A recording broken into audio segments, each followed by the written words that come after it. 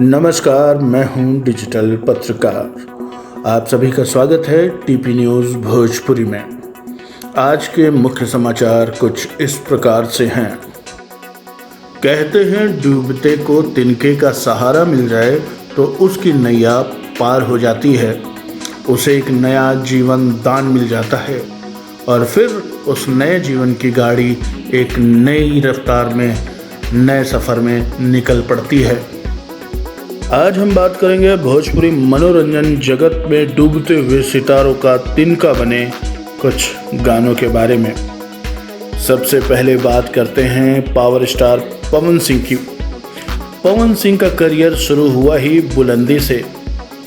संगीत जगत में एक जाना पहचाना नाम थे। उन्होंने फिल्मों में एंट्री ली तो वहां पर भी उनके नाम का डंका बजना शुरू हो गया। उन्होंने नित्य एक नई सफलता अर्जित की। लेकिन कहते हैं कि सितारा हमेशा बुलंदियों पर नहीं रहता, उनका भी सितारा गर्दिश में चला गया। जब उनके डूबते हुए कैरियर को किसी एक सहारे की ज़रूरत पड़ी तो वो सहारा बना एक गाना, और उस गाने के बोल थे छलकत हमरो जवनियाए राजा, जिसे गाया था पवन सिंह और भोजपुरी की जानी मानी गायिका प्रियंका सिंह ने। इस गाने ने पवन सिंह के करियर में एक नई जान फूंक दी। इसके बाद उन्होंने सफलता का एक नया मुकाम हासिल किया। अब बात करते हैं एक और सुपरस्टार की। ये सुपरस्टार हैं खेसारी लाल यादव।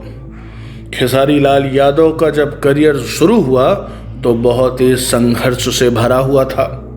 उनके सामने दिनेश लाल यादव, पवन सिंह, मनोज तिवारी जैसे कलाकारों की चुनौतियां थीं।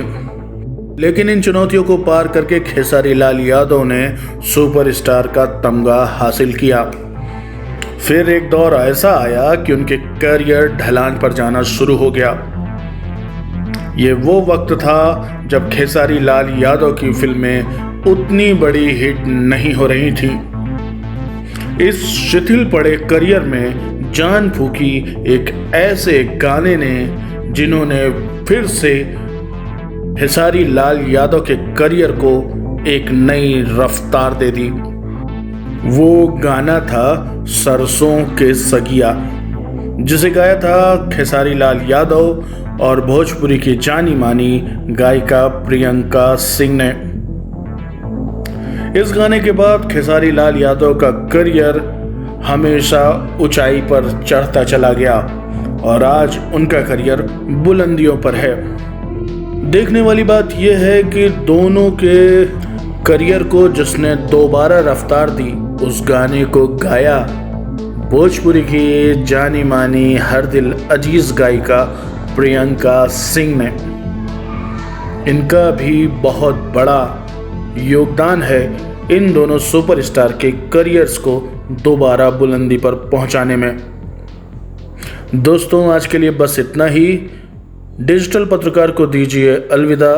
फिर मिलेंगे नई खबर के साथ, नए समाचार के साथ, नए विचार के साथ। अगर आपने अभी तक डीपी न्यूज़ को सब्सक्राइब नहीं किया है तो कृपया सब्सक्राइब करें। फिर मिलेंगे। नमस्कार।